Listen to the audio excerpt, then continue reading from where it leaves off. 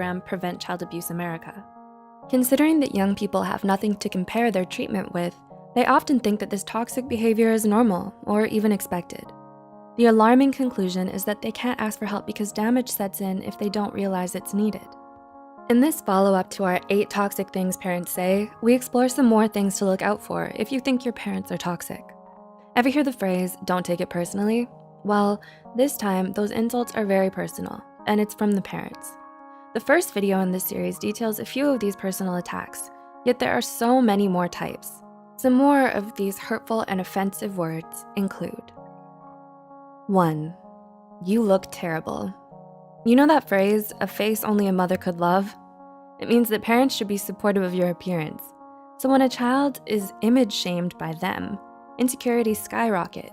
The open possibilities of what this statement means explode in the child's mind and could lead to core body issues in the future. 2. You're a freak. Saying this gives the message that they are not only ill-fitting to the world in general, but unacceptably so. It also implies that there's something wrong with who they are as a person, and they have no choice but to be negatively abnormal in some way. 3. You're so immature.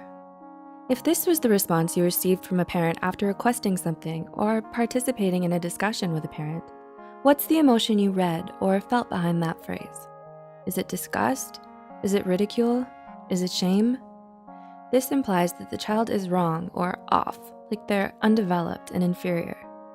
No one has the right to shame you for your likes, dislikes, or non-harmful actions.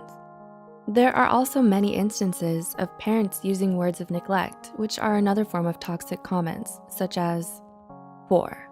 I'm gonna send you to boarding school. How many times has it been shown in movies or shows where a parent or step-parent says this? Answer, far too many. Sadly, this is the case of art imitating life.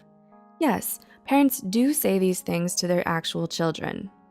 Saying that they're gonna send you away communicates that they don't love you enough to want you around, and they don't wanna guide you or raise you.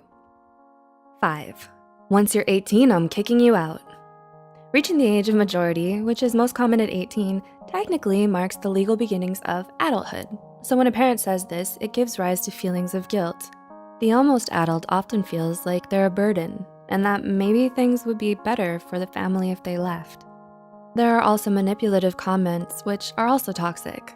Manipulation is defined as exerting shrewd or devious influence, especially for one's own advantage.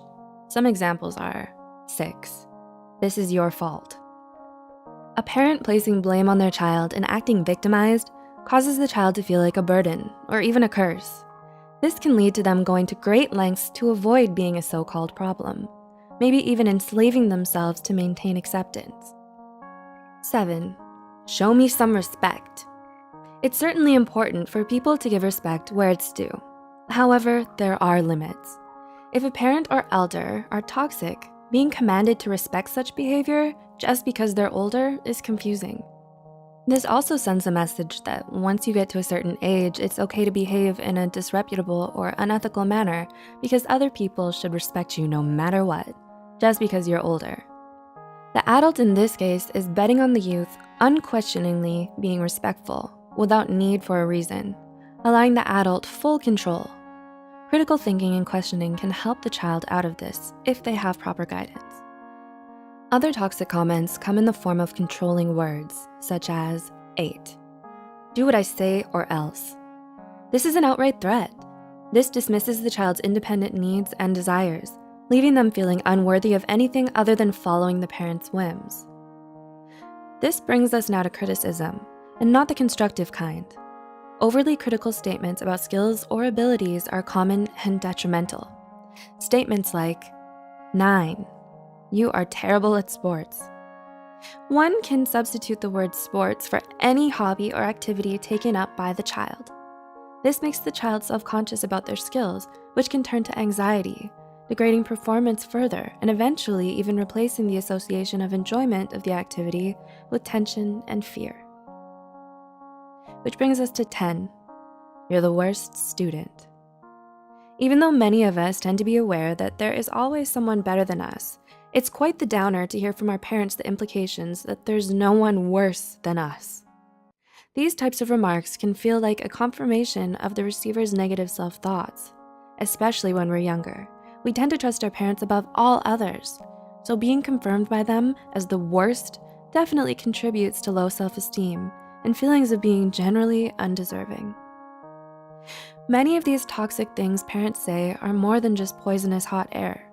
They're also verbal abuse, wherein a pattern of behavior is used to maintain power and control over another. Therefore, it's particularly important to be aware of what qualifies as toxic. Have either of your parents ever said anything like this to you? Do you know anyone whose parents frequently speak this way? If you're curious and want to know more about toxic family dynamics, check out our other videos related to this subject. The links are in the description below. We'll see you in the next video, and as always, thanks so much for watching.